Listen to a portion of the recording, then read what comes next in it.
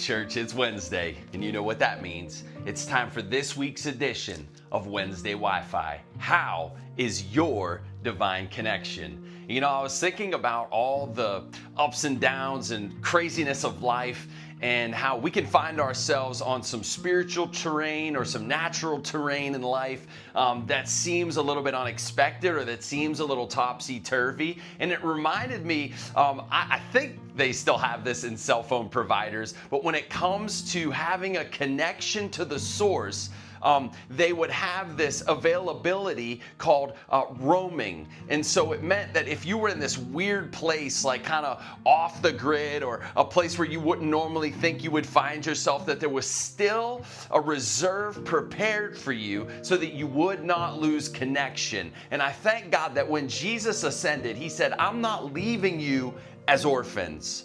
I'm not just going to leave and then you're all by yourself, or like deists say, you know, Jesus just spun the earth or God spun the earth and he walked away and now we're kind of on our own figuring it out. No, Jesus says, I'm going to send a helper, the Holy Spirit, and that we have this roaming ability, roaming data, roaming divine data from the Holy Spirit, that no matter where you are in life, you can connect by way of the Holy Spirit and have divine downloads. So we've been going through Proverbs, and today we are in Proverbs chapter 6.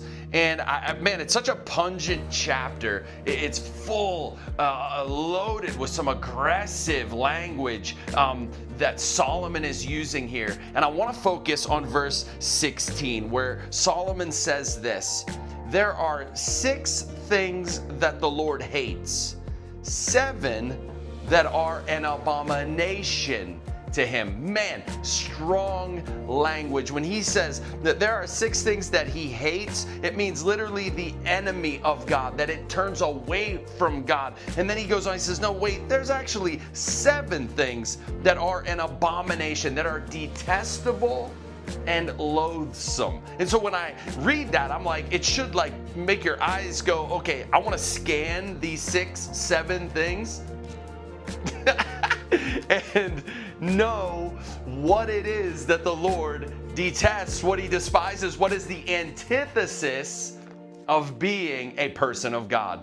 And I want you to know, so he does address things like pride, running towards evil rather than running away from evil, premeditated evil, or harming people who are innocent. So there's those kind of like mixed in, but 3 out of the 7 focus on our words. 3 out of the 7, almost half, are how we use our mouths to speak. That I'm not sure why, but this keeps coming up. I feel like it's like Solomon taps in to this sort of reservoir of life and says, do not ignore this part of your life.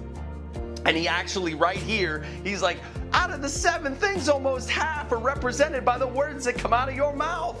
1, he says, people who lie. So people who just casually tell lies. You know, what you don't realize is when you lie, you're speaking the devil's language. The devil, Jesus says, is a liar. He's the father of lies. His native tongue is lying. And so when you're a liar or you lie, you actually come into agreement with the same language that the devil uses. So of course God's not going to be in agreement with that. And then he says, those who bear false witness against their neighbor, those who breathe out lies against their neighbor. So somebody who basically tells things about their neighbor that are not true, who bears false witness against their neighbor, talks trash about their neighbor. And then that kind of bleeds into the last one where he says, one who sows discord among, and here's the word, brothers. So he's seeing them as peers, equals, almost like when David said, you know, if it was my enemy, I could handle it. But he says, no, it was you, my brother, my companion. And so it's somebody who goes around assassinating people's characters, somebody who just like a viper, they spit venom about other people. And God is saying, look, if you're gonna use your lips, and everywhere else where you see the uplifting, positive part of our words, it's in conjunction with having our words seasoned with salt, seasoned with grace, that it imparts grace to the hearer, so that the words that come out of here actually uplift and do good to somebody. That if you are going to tell the truth, the whole truth and nothing but the truth, that yes, you should do that, but do it in love. I'm going to leave you with this one last tidbit. Love without truth is hypocrisy. Truth without love is brutality. And so we want to always speak the truth in love, seasoned with the love of Christ. Man, sermon in 60 seconds. Danielle and the girls' ministry, her leadership team alongside of her, plus all the girls, boy, they brought it home with the skit, the singing, worshipful atmosphere. Presence of God was thick and present. And then to have Danielle give a powerful word on the armor of God and how we war through the word. You want to war? You want to go to war, spiritual warfare? Know the word and be a worshiper and have unity in the people around you, in agreement with people, praying in agreement, standing in agreement that you're not doing this alone. You're not an island. Great, outstanding job. This Sunday, we're diving back into the gospel truth on.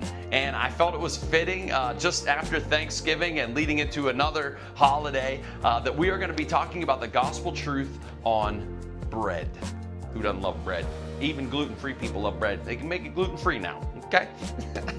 But this Sunday, 8, 9, and 11, I'm excited to break the bread of life with you all. God bless you. Have a great rest of your week.